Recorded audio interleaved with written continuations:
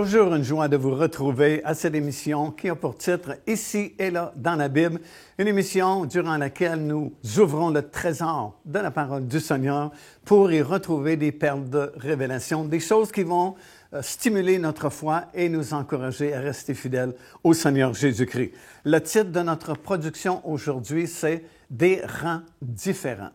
Et en ouvrant justement le trésor de la parole de Dieu, nous trouvons ici dans 1 Corinthiens, dans le 15e chapitre, au verset 22 et 23, nous apprenons justement qu'il y a différents rangs parmi les rachetés de l'Éternel. Et nous apprenons aussi que tous les rachetés de l'Éternel ne ressusciteront pas tous en même temps. Nous apprenons également qu'il y a deux résurrections qui sont mentionnées dans la Bible. Première, bien sûr, c'est la résurrection des justes et la deuxième, c'est la résurrection des injustes. La résurrection des injustes se fera d'un seul bloc.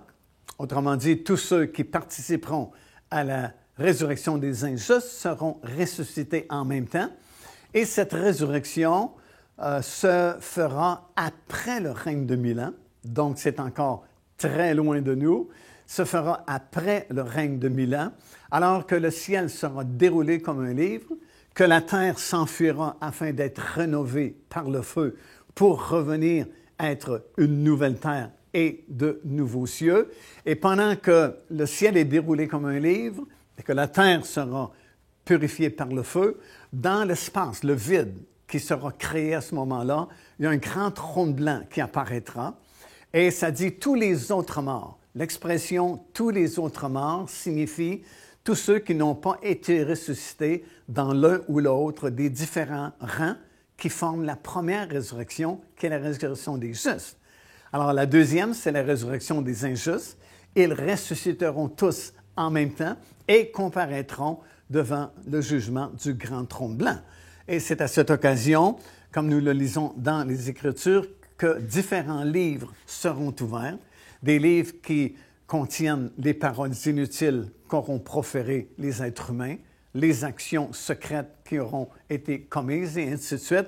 Et malheureusement, chaque personne qui participera à la deuxième résurrection, celle des injustes, leur destination finale sera l'étang ardent de feu, comme il est écrit dans la parole du Seigneur.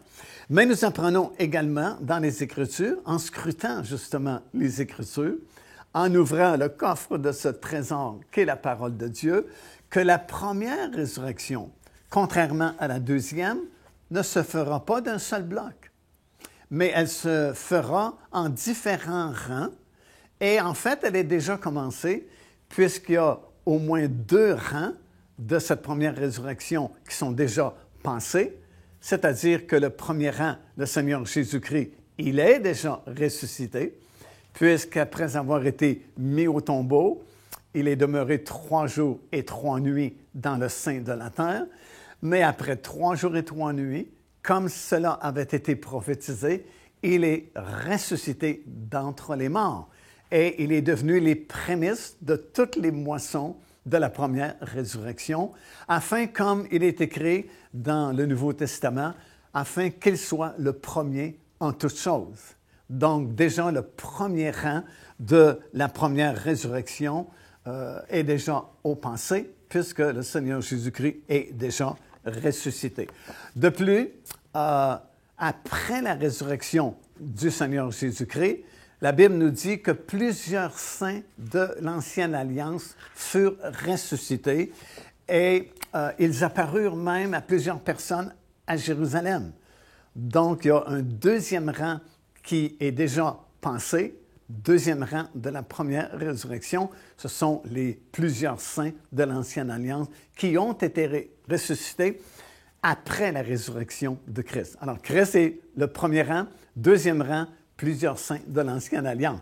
Mais vous pouvez scruter les Écritures dans ce trésor que nous appelons la parole du Seigneur et découvrir que finalement, il y aura 7 rangs différents qui formeront la première résurrection. On vient de mentionner 2 rangs.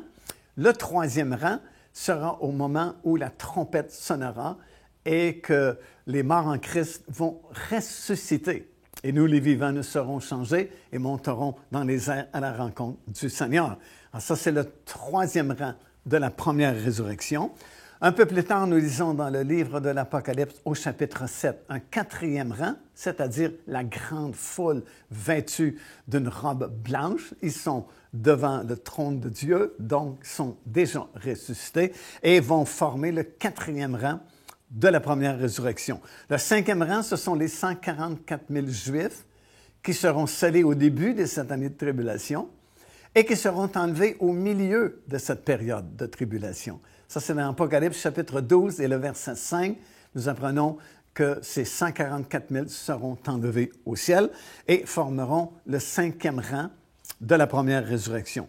Le sixième rang est représenté par la moisson de la terre, mentionné dans le chapitre 15 du livre de l'Apocalypse. Et dernier, septième rang, c'est lorsque le Seigneur Jésus-Christ reviendra. Dans Apocalypse chapitre 20 et le verset 16, ça dit que Jean a vu les âmes de ceux qui ont donné leur vie en martyr durant les 7 années de tribulation. Ils revinrent à la vie et régnèrent avec Christ. En plus, ce qui prouve qu'il y a différents rangs, c'est que nous serons vêtus différemment. Christ porte la robe de souverain sacrificateur présentement au ciel. L'épouse de Christ sera vêtue d'un vêtement de fin lin éclatant avec d'un tissu d'or et de la broderie. Et les autres rachetés porteront simplement une robe blanche. Une autre preuve qu'il y aura différents groupes, c'est que certains groupes sont positionnés autour du trône de Dieu, d'autres au milieu du trône, d'autres devant le trône, d'autres debout plutôt sur la mer de verre, et finalement certains debout sur le sommet de la montagne de Sion. Alors, ça nous encourage à scruter davantage les Écritures parce que ce faisant, nous allons découvrir ces perles de révélation et wow, ça va vous motiver à chercher davantage.